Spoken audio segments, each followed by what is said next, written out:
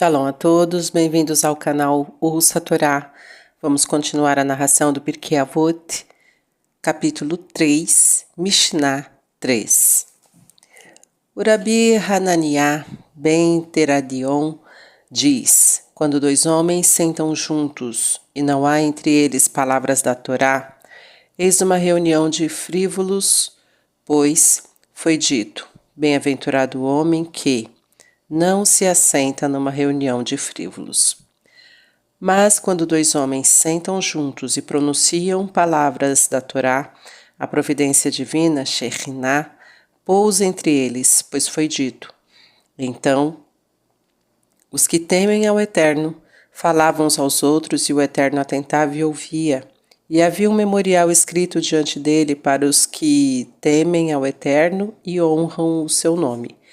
Isso no caso de dois, porém, de onde podemos concluir que mesmo quando um só estiver sentado se ocupando com a Torá, terá também recompensa do Santíssimo. Bendito seja. Do versículo, embora sente sozinho e medite em silêncio, ele receberá recompensa. O Rabi Hananiah ben Teradion viveu durante uma das épocas mais trágicas e dolorosas da história judaica. A Judéia estava sendo oprimida por Roma e seus administradores haviam proibido o estudo da Torá. O Rabi Hananiah se recusou a encerrar sua atividade de ensino da Torá e foi executado pelos romanos com requintes de crueldade. Enquanto as chamas ardiam, consumindo seu corpo e também um rolo da Torá junto com ele, seus discípulos o ouviram dizendo: o pergaminho está sendo consumido pelas chamas, mas as letras permanecem e voam pelo ar. A fé deste sábio era suprema, mesmo no momento da morte. Ele enxergava com clareza que, embora as forças do mal possam vencer uma batalha terrena e conquistar a Jerusalém física, o espírito da Torá e seus ensinamentos jamais perecerão. As letras eternas da Torá, assim como a alma do judeu, permanecerão inconquistáveis e eternas, e as palavras da Torá continuarão vivendo a despeito das chamas e do terror da perseguição. No marco de sua época, o Rabi Hananiah pode ter querido dizer: é compreensível que quando uma grande quantidade de membros do nosso povo se reúne, não analise a Torá, pois isto foi proibido, e correriam o perigo de receber uma punição terrível dos romanos. Mas, se só dois judeus sentarem juntos, certamente não despertarão nenhuma suspeita. Neste caso, se não se comprometerem ao estudo da Torá, devem ser considerados frívolos. Outro ponto a enfatizar: é compreensível que dois judeus permaneçam silenciosos durante a execução de algum tipo de tarefa ou atividade. Por exemplo, se estiverem arrastando uma carroça ou levando uma carga, não se pode esperar então que se entregue ao estudo da Torá. Mas, se duas pessoas estiverem simplesmente sentadas durante um momento de ócio, relaxadas e desocupadas, devem ocupar este tempo com o estudo da lei. Talvez o nosso texto enfatize o conceito de estudar acompanhado. Você poderia entrar numa sinagoga e ver dois homens sentados em lugares distintos do recinto, cada um deles estudando o mesmo volume do Talmud. Se você perguntar a um deles por que não se senta com o outro, este poderá dizer: ele é ignorante, não posso aprender nada com ele. E se fizer a mesma pergunta ao outro, ele poderá responder: aquele homem, não entra nada na cabeça dele. O Rabi Hananiah se queixa de uma situação como esta. Se duas pessoas estão sentadas estudando e não existe um intercâmbio de estudo da Torá entre elas, porque preferem estudar sozinhas, então elas estão sendo frívolas, estão escarnecendo uma da outra. Não é este o caminho da Torá. Bem, o que significaria a expressão palavras da Torá para nós atualmente? O Rabi Hananiah dificilmente poderia estar querendo que toda vez que duas pessoas se sentassem no trem, ficassem discutindo o significado de uma Mishnah ou revendo uma discussão do Talmud. Não podemos esperar que toda vez que dois judeus se reúnam, ponham-se a estudar o Shulchan Aruch, Código de Leis Judaicos, ou o Midrash, Isto nem sempre é possível. O ditado do Rabi Hananiah pode muito bem significar que temos o dever de refletir sobre as palavras da Torá, seus valores, normas e leis em nosso mundo social e de negócios de todos os dias. Falemos de fato de negócios, mas que nossa conversa reflita a ética e a justiça da Torá. Vamos entrelaçá-las com suas verdades eternas. Discutamos a situação das yeshivot, falemos das qualificações de um amigo como um bom partido para uma boa moça e reprimamos a calúnia e a maledicência. Assim faremos um verdadeiro intercâmbio de palavras da Torá. Vamos dar uma olhada no texto que o Rabi Hananiah oferece para seu ensinamento. Ao examiná-lo, notamos que aconselha simplesmente evitar reuniões com frívolos. Não declara especificamente que quando duas pessoas se sentam juntas e não se ocupam da Torá, hão de ser consideradas frívolas. Contudo, se lermos todo o salmo do qual foi tomado este versículo, o assunto fica claro. O salmista estabelece o contraste entre se sentar com yetzim, escarnecedores, e achar deleite na Torá do Eterno e meditar na sua Torá dia e noite. Há duas alternativas. Se duas pessoas tiverem tempo e oportunidade de estudar a Torá e preferem não fazê-lo, elas devem ser consideradas yetzim, escarnecedores. O yetz é aquele que se ri da Torá e de tudo que ela ensina. E, em certo sentido, a pessoa que simplesmente ignora a Torá também está escarnecendo dela, pois está dizendo claramente por meio de seus atos que a Torá não tem esta urgência, esta importância sobrepujante e esta reivindicação forte sobre o meu tempo e a minha vida. Em geral, a palavra yetz, que tem uma conotação de satírico, de alguém que utiliza as armas do sarcasmo e do ridículo para desacreditar os valores aos quais se opõe, Urashi declara que yetz tem a mesma raiz que a palavra melitzá, que significa linguagem retórica ou imagem mental rica. O yetz faz mau uso da melitzá e a perverte para seus próprios fins corruptos. Mas, quando duas pessoas analisam as palavras da Torá, a Shekhinah, ou seja, a presença divina, habita entre elas. Os versículos das Escrituras citados para confirmar isto contêm as palavras Ish el reino, Reu, um com o outro, mas, literalmente, um homem com seu amigo. Este último substantivo hebraico, Rea, significa amigo e implica um ser igual. Aqui se encontra talvez a chave para uma relação bem-sucedida deste tipo. Considere o outro homem como seu igual. Sente-se e estuda a Torá com ele, sem titubeios nem reservas, e a presença divina habitará entre vocês. Se for impossível para você encontrar companhia, estude sozinho, em última instância. Isto também pode ser sumamente valioso e benéfico. O texto citado pelo Rabi Hananiah para apoiar seu ensinamento de que mesmo o indivíduo que mergulha na Torá sozinho é recompensado, pode ser traduzido literalmente assim: ainda que se sinta só e esteja silencioso, a colocou sobre ele. O que foi colocado é a recompensa e o mérito outorgados pelo Todo-Poderoso. Esta última parte, porém, pode significar porque a colocou sobre si, ou seja, o indivíduo que está estudando pôs sobre si o jugo e a obrigação de aprender a Torá. A tradição nos diz que as 3 bênçãos mais preciosas que o Todo-Poderoso já deu a Israel só podem ser adquiridas mediante sofrimento e sacrifício. Elas são a Torá, a terra de Israel e o mundo vindouro. Não há um caminho fácil para aprendizado.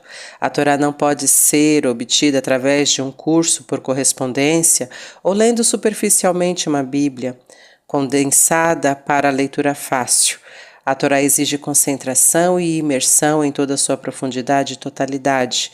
Você deve, por assim dizer, perder-se completamente na Torá e em sua santidade, despojar-se das noções preconcebidas e da sua própria identidade, reconstituir-se com a personalidade da Torá. A Torá não é simplesmente um livro de história ou de leis ou uma coleção de narrações inspiradas. É a palavra de Deus. Ela não penetra por si mesma na mente de uma pessoa e só pode ser alcançada por meio de trabalho árduo, devoção diligente e perseverança contínua durante horas ininterruptas. Similarmente, a terra de Israel nunca foi outorgada ao povo judeu como um obséquio gratuito numa bandeja de prata. Nem o será jamais. Possuímos a terra só quando lutamos e damos a vida por ela. Poderemos mantê-la apenas se nos esforçarmos para isso de acordo com os princípios da Torá. Quanto ao mundo vindouro, já indicamos na Mishnah introdutória que ele é outorgado a todo judeu só como uma recompensa potencial. Na verdade, cada judeu tem participação nele, mas deve conquistá-lo, desenvolvê-lo e torná-lo verdadeiramente seu. Somente através da lealdade vitalícia, a observância da Torá e a seus valores, poderemos ter a esperança de ganhar a vida espiritual imortal. O versículo que o Rabi Hananiah cita é uma continuação do versículo anterior. Ambos juntos formam: é bom para um homem que suporte o jugo em sua juventude. É bom que permaneça só e em silêncio, porque ele o impõe. Os homens devem tomar o estudo da Torá sobre si como uma verdadeira imposição. Não é fácil passar as horas da noite estudando, nem o é se negar aos prazeres de uma vida social para se sentar para estudar no Yeshivá. Mas este é o único caminho que conduz à Torá. Para transitar por este caminho, cada membro da comunidade judaica deve ter a percepção do destino histórico que continua através dele. Deve sentir que ele é o último pilar que sustenta toda a estrutura do judaísmo. Não importa o que os demais estejam fazendo, é sobre você que recai a responsabilidade integral. Sem você, tudo fracassará. Os grandes dirigentes judeus de todas as épocas tiveram esta percepção de missão pessoal e responsabilidade histórica. O bem que um homem obtém dentro deste espírito não se faz apenas na busca da sua própria perfeição. É antes uma forma de justificar toda uma geração. O justo é o alicerce do mundo. Agora, vamos voltar ao versículo de Malaquias, citado na nossa Mishnah, e ver em seu contexto integral. Vós dissestes, é inútil servir a Deus? Que proveito temos nós que seguimos os seus preceitos e caminhamos submissamente diante do Eterno, Senhor dos Exércitos? Então, agora louvamos os iníquos, os malfeitores se engrandecem, eles contestaram a Deus e escaparam. Então, os que temiam o Eterno falaram entre si, e o Eterno escutou e ouviu, e um livro de recordação foi escrito diante dele para que aqueles que temiam ao Eterno e estimavam o seu nome. Visualize as condições descritas pelo profeta. É uma época em que as pessoas não veem a necessidade de obedecer a Deus ou observar a lei. Eles creem que podem ser felizes sem isto. Os iníquos prosperam. Os não religiosos são muito bem-sucedidos. Onde então reside o benefício em ser religioso? A fé judaica parece só criar privações e adversidades e impedir a sua escalada para o sucesso. Diz o profeta: quando se dão essas condições, é chegado o momento em que aqueles que temem ao Eterno se comuniquem entre si, que os fiéis se reúnam para manter uma conversação séria e se alentem mutuamente.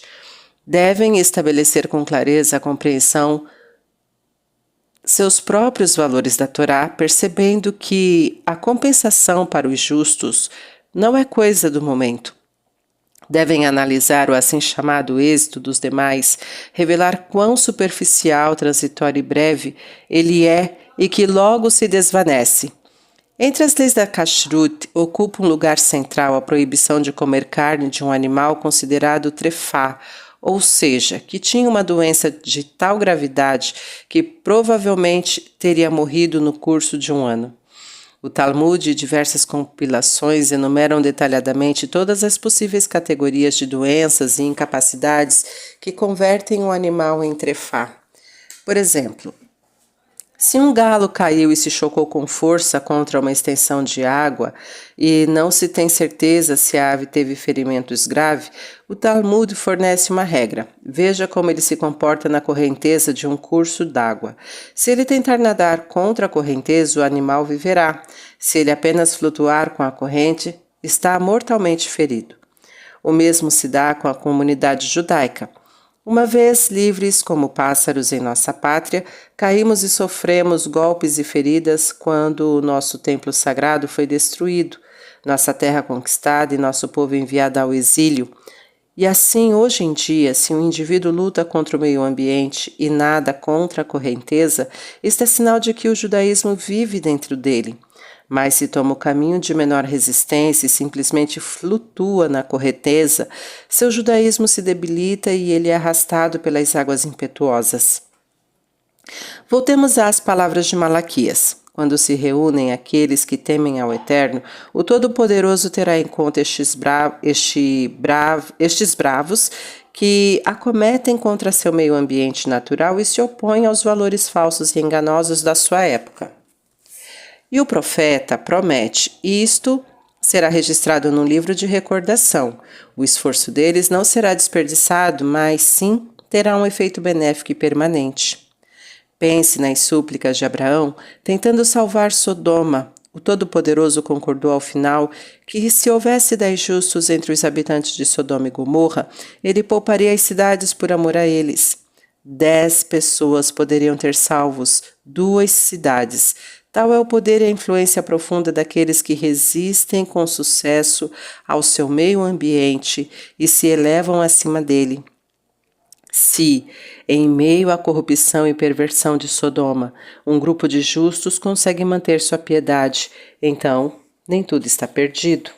Nestas condições, corresponde àqueles que temem ao Eterno criar e dar forma a seu próprio meio. Na literatura rabínica, encontramos a expressão Makshim Haolam. O mundo pergunta.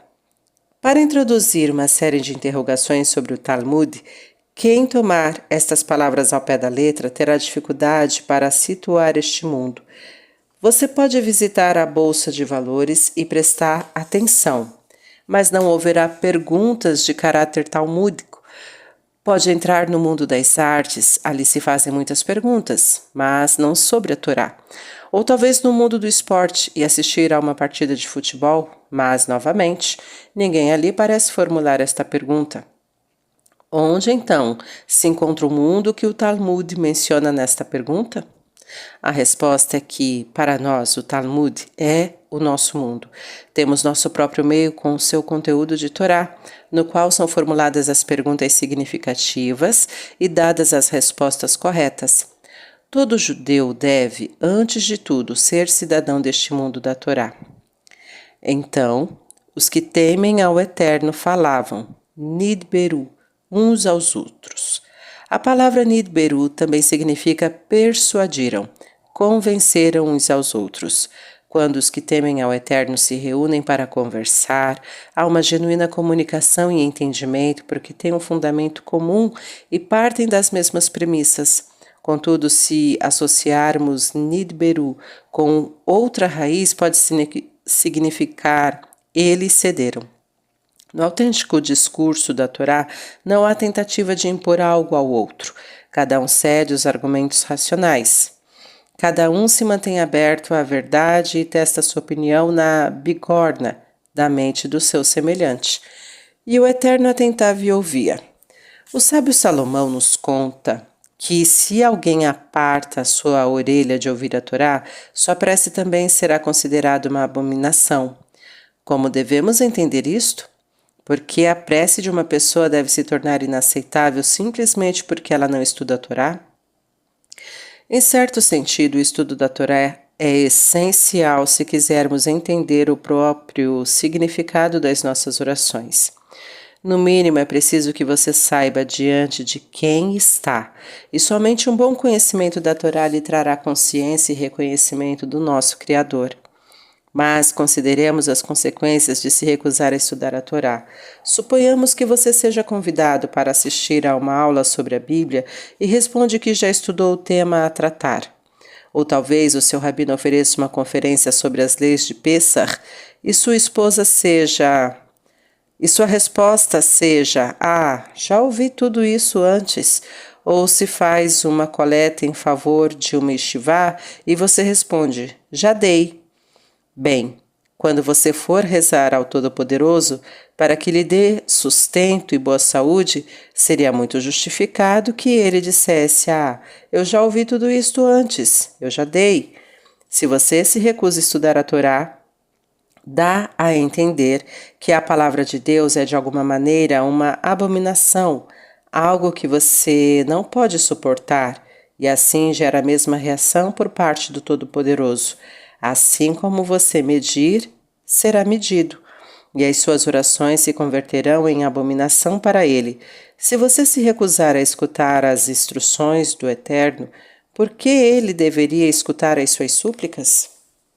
No versículo que a nossa Mishnah cita, fica clara uma sequência vinculada a esta, mas de caráter oposto, devido ao fato de os devotos analisarem a Torá entre eles e cada um escutar seu companheiro, explicá-la e esclarecê-la. O Eterno escutará as preocupações e necessidades daqueles que o temem e tomará conhecimento delas. Vamos continuar em outro momento. Tá gostando do conteúdo do canal? Então curta, comenta, compartilha. Ainda não é inscrito? Então se inscreve, ativa o sininho e fica por dentro das novidades. Shalom a todos!